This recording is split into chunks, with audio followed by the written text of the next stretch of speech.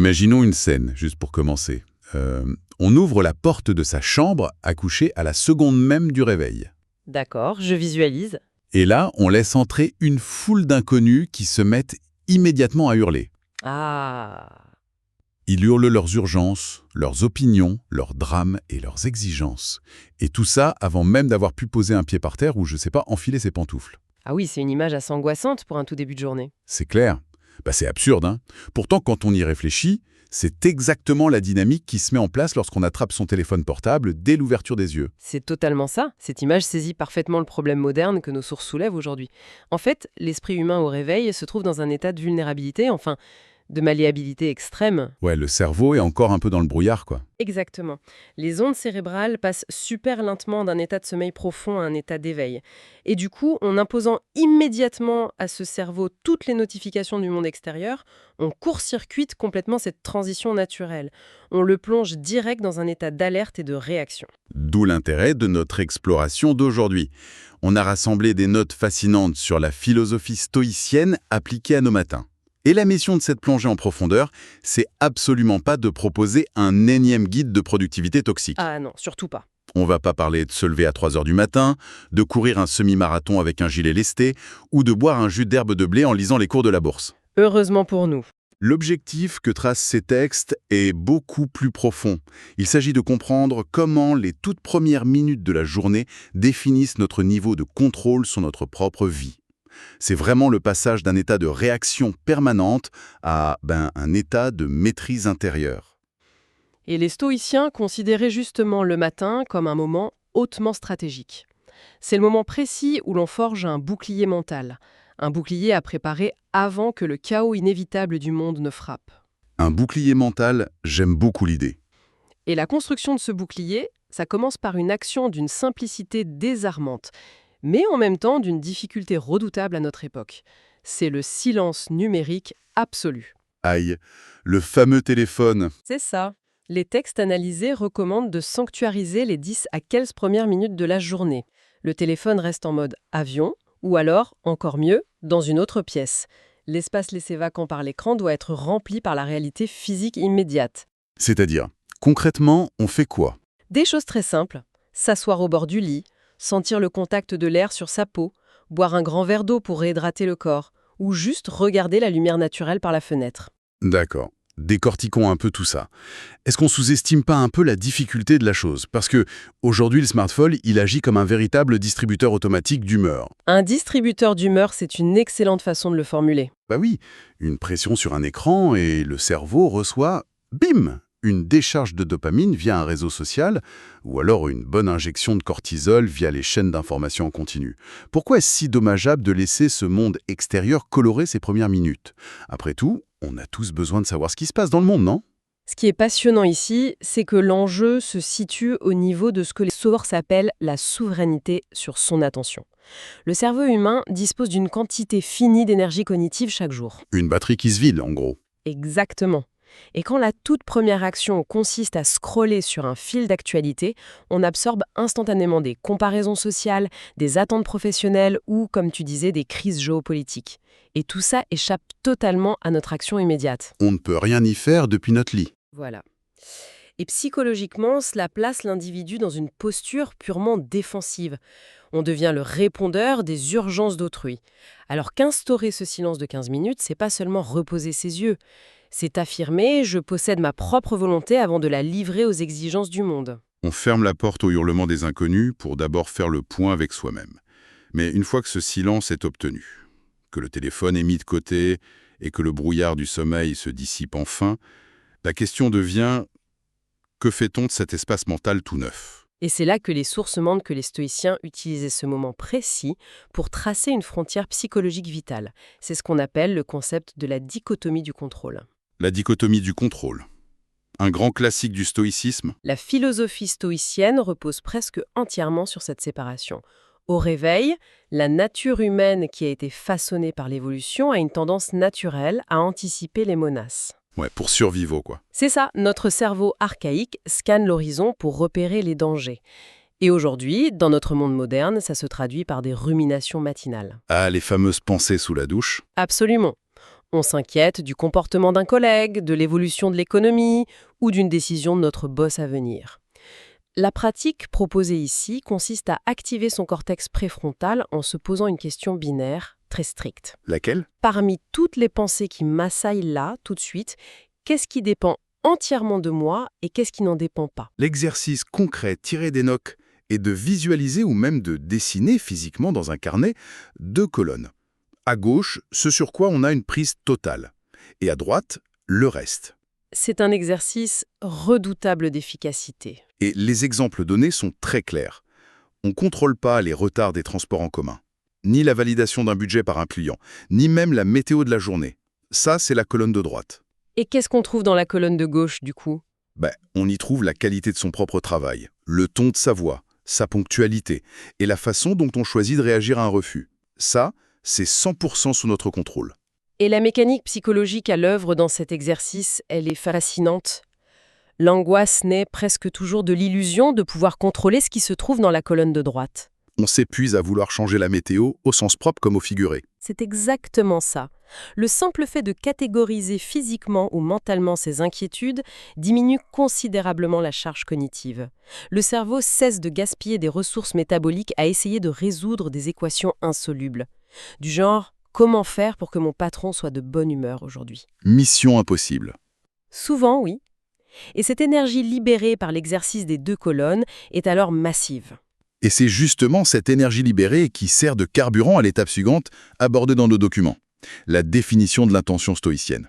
C'est là que ça devient fascinant. On a tous l'habitude de la classique to-do list, la fameuse liste des tâches à accomplir. Ah, la liste à rallonge qui nous culpabilise. Voilà. Mais une liste de tâches ne donne aucun sens véritable à une journée. Elle ne fait qu'énumérer des obligations logistiques. Acheter du pain, envoyer tel rapport, répondre à tel mail. La nuance ici est fondamentale. Les stoïciens ne planifiaient pas seulement ce qu'ils devaient faire, ils planifiaient qui ils allaient être. L'intention matinale s'oriente vers le caractère. C'est très différent en effet. Les questions à se poser sont plutôt du type « Quel trait de caractère dois-je incarner aujourd'hui ?» ou, face aux défis de cette journée, de quelle attitude voudrais-je être fier ce soir? Donc ça peut être, je sais pas, faire preuve de patience inébranlable lors d'une réunion tendue, ou rester honnête dans une négociation complexe, ou juste être pleinement attentif en rentrant chez soi ce soir. Exactement. L'objectif est interne. Alors je me fais l'avocat du diable un instant sur ce point précis, parce que, c'est une très belle approche philosophique, mais la réalité du monde professionnel actuel, elle est impitoyable. Je vois où tu veux en venir. Les entreprises, les clients, les marchés, ils n'évaluent pas les individus sur leur noblesse d'âme ou leur calme olympien. L'évaluation se fait sur des résultats stricts, un chiffre d'affaires atteint, un produit livré à la bonne date. Or, ces résultats se trouvent majoritairement dans la colonne de droite, la fameuse colonne des choses qu'on ne contrôle pas totalement. C'est un point de friction très courant avec la pensée stoïcienne. Bah oui. N'est-ce pas dangereux, professionnellement parlant, d'ignorer le résultat final pour se concentrer uniquement sur sa petite vertu personnelle? C'est une objection légitime, mais qui repose sur une mauvaise interprétation des sources. Il ne s'agit jamais, au grand jamais, d'ignorer les objectifs concrets ou de se détacher des réalités économiques. La stratégie consiste en fait à rediriger l'intégralité de sa force mentale, non pas sur le résultat final, qui échappe à notre contrôle absolu, mais sur le processus optimal pour l'atteindre. Le processus plutôt que le résultat. Oui, prends l'analogie de l'archer stoïcien. Un archer vise la cible avec la plus grande précision. Il ajuste sa posture, il prend en compte le vent, il tend son arc avec soin. Tout ça est dans sa colonne de gauche. Exactement, mais une fois que la flèche quitte l'arc, le résultat ne lui appartient plus. Une bourrasque inattendue peut dévier la flèche à la toute dernière seconde. S'il s'obsède sur l'impact de la flèche, il perd sa concentration sur la posture et le tir lui-même. Il tremble parce qu'il a peur de rater, et du coup, il rate. C'est le paradoxe. En se fixant comme intention matinale « je vais accomplir mon travail avec la rigueur la plus totale aujourd'hui », l'individu devient paradoxalement beaucoup plus performant. Les fuites d'énergie causées par l'anticipation anxieuse du résultat sont colmatées. En théorie, tout cela fait parfaitement sens. Mais on sait à quel point le brouillard mental du matin peut être épais. La théorie a souvent besoin d'une encre physique pour survivre aux toutes premières heures de la journée.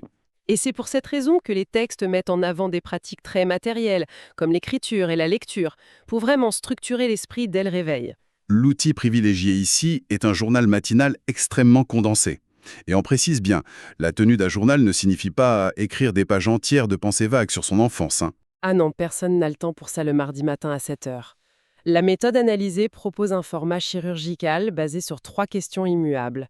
Ce cadre rigide, il élimine complètement l'angoisse de la page blanche. Quelles sont ces 3 questions? La première concerne directement cette intention du jour que nous venons d'explorer. La deuxième question demande d'isoler et de nommer la peur ou l'inquiétude principale du moment. Et la troisième exige d'exprimer une forme de gratitude très simple. La question sur l'inquiétude m'interpelle beaucoup. Il faut écrire noir sur blanc quelque chose comme Aujourd'hui, je suis terrifié à l'idée de bégayer lors de ma présentation de 10 heures. Oui, il faut être très spécifique. Si on y réfléchit, ce processus d'écriture, ça ressemble un peu à un échauffement sportif spécifique pour le cerveau. Avant d'entrer sur le terrain pour jouer un match, un athlète va repérer le muscle qui est douloureux ou tendu, celui qui risque de claquer sous l'effort. Ce muscle tendu, c'est l'inquiétude du jour. En l'écrivant, on met le doigt dessus. J'adore cette image de l'échauffement sportif. C'est très parlant. Ensuite, avec la question sur la gratitude, on vient étirer ce muscle doucement. On lui redonne de la souplesse en se rappelant, par exemple, qu'on a la chance inouïe d'avoir un emploi et des défis à relever. Et enfin, on fixe le plan de jeu avec l'intention du jour. Le parallèle avec la préparation athlétique est pertinent, car l'écriture manuscrite engage le cerveau d'une manière très spécifique. Les neurosciences montrent que le fait de nommer une émotion négative, un processus appelé l'étiquetage affectif, diminue instantanément l'activité de l'amygdale.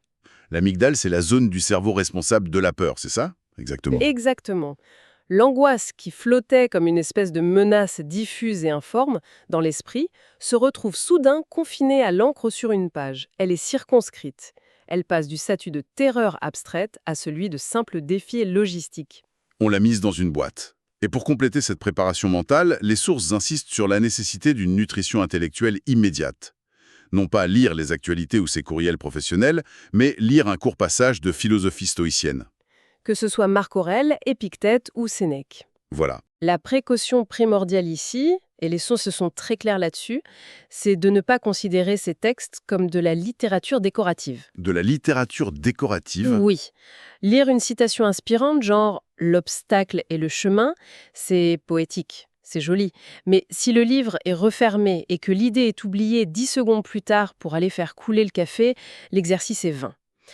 La consigne issue des textes est de pratiquer une forme de traduction immédiate. Une mise en pratique directe. Après avoir lu un paragraphe, l'esprit doit produire un effort d'application concrète pour les heures à venir. Si le texte du jour porte sur la tolérance face à la colère d'autrui, il faut se projeter mentalement. Du genre, comment vais-je utiliser cette idée précise quand je vais ouvrir ma boîte mail inondée de demandes urgentes ou face à l'agressivité au volant ce matin? C'est tout à fait ça.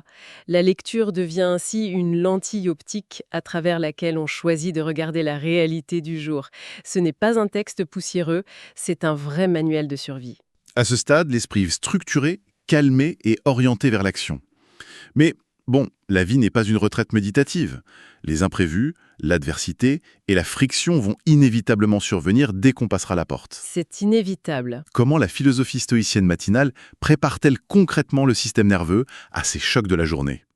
Les documents mettent en lumière 2 pratiques particulièrement robustes qui s'attaquent directement à notre dépendance au confort et à notre illusion d'immortalité. Rien que ça. Oui, on rentre dans le dur là. L'une de ces méthodes est le concept d'inconfort volontaire. Dans une société moderne obsédée par la suppression de la moindre petite contrariété, l'idée de s'infliger délibérément un désagrément, ça semble insensé. C'est un peu contre-intuitif. On cherche tous à être bien. Pourtant, l'objectif est de s'inoculer une microdose de difficulté pour construire une tolérance psychologique. Comme un vaccin, en fait. Les actes suggérés par nos sources sont presque banals, mais psychologiquement super difficiles. Tu as des exemples en tête, hein? Ouais, par exemple, retarder le moment de boire son premier café de 45 minutes. On sent l'odeur, on en a très envie, mais on se dit non, pas tout de suite. Ou alors sortir marcher dans l'air vif du matin, sans aucun écouteur, forçant l'esprit à supporter le silence ou le bruit urbain, sans la béquille habituelle d'un podcast ou de la musique. C'est dur pour beaucoup de gens de nos jours de marcher sans rien dans les oreilles. Très dur. Ou encore, le classique, terminer sa douche par 60 secondes d'eau froide. Ce qui est en jeu avec ces petites privations, c'est le circuit de la récompense et le niveau de base de la dopamine. En cédant instantanément au désir d'un café chaud ou d'un divertissement audio, on conditionne le cerveau à exiger une gratification immédiate en permanence. On devient capricieux, au fond. En quelque sorte, l'inconfort volontaire vient briser ce circuit. L'individu envoie un message biochimique et psychologique très clair à lui-même. Ce message, c'est « Je suis capable d'endurer une friction, je ne suis pas l'esclave de mes impulsions ». C'est une forme de fierté matinale? Oui, et l'effet boule de neige est réel. Si l'on parvient à vaincre l'envie criante de confort sous une douche froide, la remarque désagréable d'un collègue quelques heures plus tard semblera d'une futilité absolue. On abaisse en fait sa propre sensibilité à la douleur psychologique. Bon, il faut tout de même avouer que sur le papier, la combinaison des pratiques a de quoi surprendre, voire effrayer. Imaginez le tableau pour notre audience. Se lever, s'interdire de regarder son téléphone, prendre une douche glacée, se priver de café, marcher en silence et couronner le tout avec la pratique du memento mori, cette fameuse réflexion sur l'inéluctabilité de sa propre mort. C'est le programme complet, ça. Mais est-ce qu'il n'y a pas un risque réel de transformer son matin en une longue crise existentielle déprimante? Penser à sa propre disparition avant même le petit déjeuner, c'est lourd à porter. Qui est souvent fait de déni pur et simple, mais le mécanisme du memento mori stoïcien produit l'effet diamétralement opposé à la dépression. Vraiment, hein? C'est un puissant générateur de vitalité. La psychologie de la rareté nous enseigne que nous n'accordons de la valeur qu'à ce qui est limité.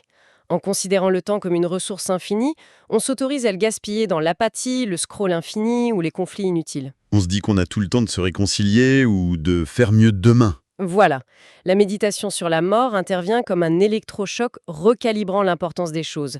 La question posée le matin, c'est « Et si c'était mon dernier jour sur Terre, est-ce que je le passerais vraiment à m'énerver contre cet automobiliste ou à ruminer ce commentaire anonyme sur Internet ?» Là, tout le génie de cette philosophie. Ce n'est plus un tapis roulant infini que l'on subit machinalement, c'est une arène très restreinte où il faut déployer ses intentions. La synthèse de toutes ces sources révèle d'ailleurs un garde-fou essentiel qu'il faut mentionner. La philosophie stoïcienne du matin ne doit en aucun cas devenir une nouvelle tyrannie de la performance. Encore une liste de choses à réussir pour être quelqu'un de bien? Exactement ce qu'il faut éviter. L'intention n'est pas de cocher ces méthodes une à une dans un rituel inflexible et culpabilisant. Tenter de tout appliquer du jour au lendemain serait voué à l'échec. Ça irait à l'encontre même de la recherche de tranquillité. On finirait plus stressé qu'avant de commencer. C'est ça. L'objectif global est de bâtir un point d'ancrage interne face à l'imprévisibilité perpétuelle de l'univers. La recommandation issue des textes est d'ailleurs de considérer cet ensemble de pratiques comme une boîte à outils. On n'utilise pas tous les outils en même temps. Demain matin, l'idée, c'est pas de tout révolutionner, mais d'adopter une seule chose. Juste une seule. Juste laisser le téléphone dans la cuisine pendant les 15 premières minutes. Ou simplement griffonner son intention sur un bout de papier avant de partir au travail. Le changement cognitif s'opère par la constance d'une petite action délibérée, plutôt que par l'épuisement d'une routine gigantesque et intenable. C'est l'accumulation de ces petits choix matinaux qui, au fil des mois, restructure véritablement l'architecture mentale face au stress. Alors que signifie tout cela pour nous? Peut-être qu'il est possible d'emmener toute cette logique un cran plus loin dans notre quotidien? Je t'écoute. Puisque le cœur de l'entraînement stoïcien consiste à rechercher volontairement une légère friction matinale, pour se renforcer, on l'a vu avec le café ou la douche froide, il y a peut-être une opportunité cachée dans tout ce qui va forcément mal tourner après être sorti de chez soi. Ah, tu veux dire les vrais problèmes imprévus? Exactement. Imaginons un instant que la journée commence mal, de manière totalement imprévue. Un train annulé sous une pluie battante, une remarque cinglante d'un collègue ou un client furieux dès 9 h du matin. Notre réflexe naturel est de voir ça comme une anomalie, une injustice de l'univers qui vient saboter notre journée. C'est ce qui nous met dans la colonne de droite, en mode panique. Mais, et si on appliquait la lentille de l'inconfort volontaire à la lettre? Chaque véritable contrariété extérieure pourrait être perçue non plus comme une agression, mais comme un prolongement naturel de l'entraînement matinal. Une extension de la douche froide en quelque sorte. Voilà, comme un exercice pratique totalement gratuit, envoyé par l'univers pour tester en conditions réelles la solidité de la fameuse intention du jour qu'on vient tout juste d'écrire dans son journal. C'est une excellente façon de retourner la situation à son avantage. Si votre intention ce matin-là était d'être imperturbable, l'univers vient de vous fournir le terrain d'entraînement parfait avec ce train en retard. Voilà de quoi esquisser un petit sourire paradoxal au milieu de la prochaine crise matinale. Laissez les inconnus hurler s'ils veulent. À l'intérieur, la forteresse est déjà éveillée et prête à faire face.